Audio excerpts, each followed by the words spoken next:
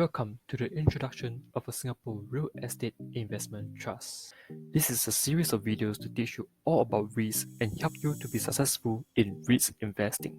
This is Llama Finance. Llama Finance is a blog on investments, personal finance, and dating. So, let's first consider this. Why does Singapore REITs deserve our attention? There are so many ways to invest. You can invest in commodities such as gold and silver. You can invest in stocks, in companies, bonds, and so on. But why Singapore-based REITs? So let us look at where Singapore REITs stand. First, we're going to compare the returns between the Straits Times Index versus the FTSE REIT Index. FTSE REIT Index is the longest standing Singapore REIT index comprising of 37 Singapore-based REITs.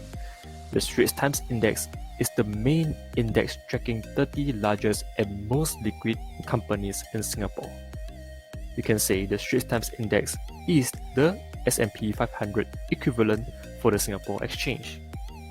Next, we're going to look at how the returns of Singapore REIT actually fares against the US and UK counterparts. And we're going to use the most prominent ETFs from Lion Philippe, Vanguard, and iShares. So let's first look at the 1-year chart. The blue color chart actually refers to the price performance of the FTSE Singapore REIT Index. The red color chart refers to the STI Index ETF. From this chart, you can see that the 1-year returns for the FTSE Singapore REIT Index is minus 9.26%. As for STI, the return in 1 year is minus 20.7%. This is clearly the effect of the COVID crisis leading to the stock market correction. That's why we are seeing the negative returns for 1 year for both REIT Index and STI. Moving on to the 5-year charts. Similarly, the blue color represents the Singapore REIT Index and the red color represents the STI Index ETF. The 5-year returns for FTSE Singapore REIT Index is minus 1.26%. However, this greatly outperforms that of STI Index, where the returns is minus 22.04% if you invested in STI 5 years ago. Looking at the 10 years chart, same thing. Blue color is the Singapore REIT Index. The red color chart is that of the STI Index ETF. For 10 years, you can gain 26.39% capital gains from the FTSE Singapore REIT Index. However, for STI, you would actually have made a minus 9.14% loss in these 10 years. However, now we are only looking at the capital gains and losses. How about the dividends? So let's take reference to Lion Philippe S-REIT ETF and compare it against SPDR Singapore Straits Times Index ETF. So this would be the representative of the Singapore REITs, and this ETF would be representative of the STI Index. We can see that the Lion Philippe S-REIT ETF has a current 12-month trailing dividend yield of 5.83%. However, the SPDR Singapore Straits Times Index ETF only has a 12-month trailing dividend yield of 4.59%. Below these two sections, you can see the top 10 constituents of the respective ETFs. How about the returns of Singapore REITs in comparison to the US and UK counterparts? This is the 1-year return chart of these three respective ETFs and index. Firstly, represented with red color chart, we have the IHS REITs Index, which comprises of the 35 different REITs based in Singapore. For the green color chart, it actually represents the performance of the US REITs, which is tracked using the Vanguard Real Estate ETF. The blue color chart represents UK REITs, which is taken reference from the iShares UK Property ETF. Similarly, Singapore REITs give a 1-year returns of minus 8.99%, outperforming that of US and UK REITs greatly. And interestingly, we can see that UK REITs did the worst in this 1 year. And this is probably because the PM Boris Johnson attempted to use herd immunity to curb the COVID crisis, which clearly didn't work. Looking at the 5-year returns, S-REITs, represented by the red color chart, actually gave a positive return of 13.51%.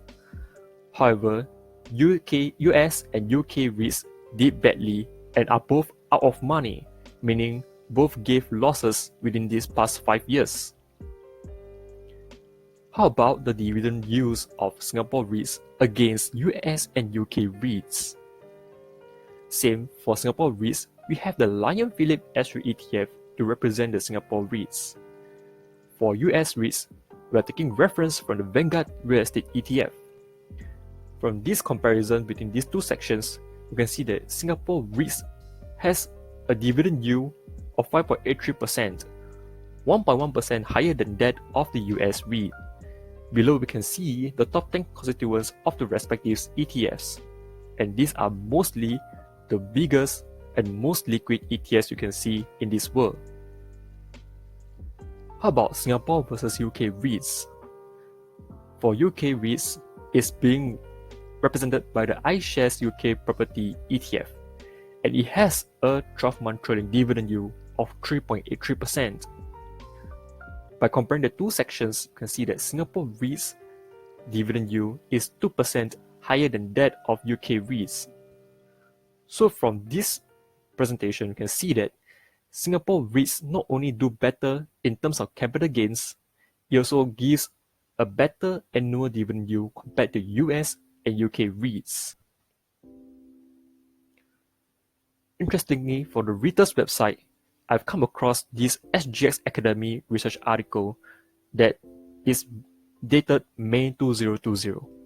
It actually tells us that the average dividend yield as of May 2020 is 7.5%, and this far outperforms than that of Singapore savings bond, stocks, and other kinds of unit trusts.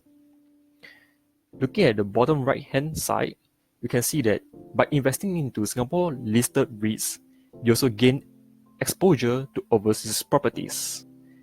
And interestingly, at the bottom left hand corner, you can see that the average 10-year annualized total return for REITs in Singapore is 7.3%, which is indeed high. So, who is REIT investing for?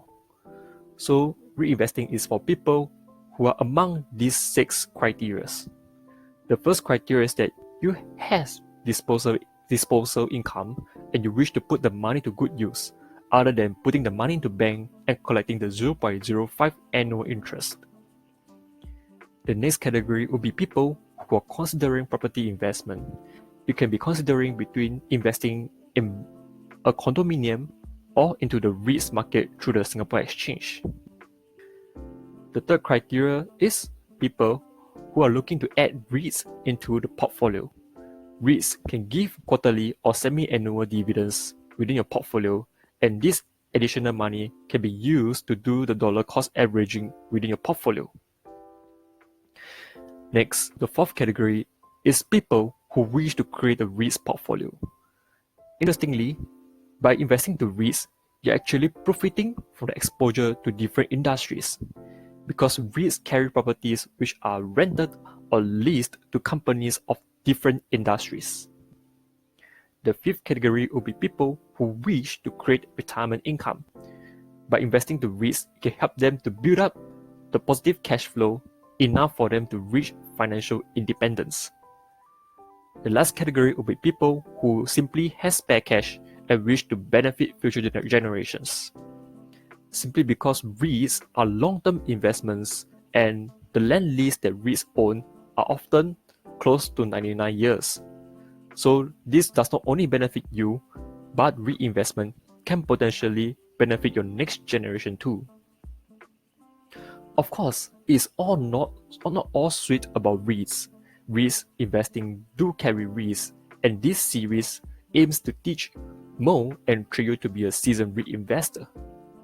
The knowledge and potential income you can gain from this video series far outweighs the time and energy you spent to learn about REITs from these videos. We hope that you can profit through practice and gaining of more knowledge on REITs. I'd like to thank all these websites for helping in this creation of video. Thank you.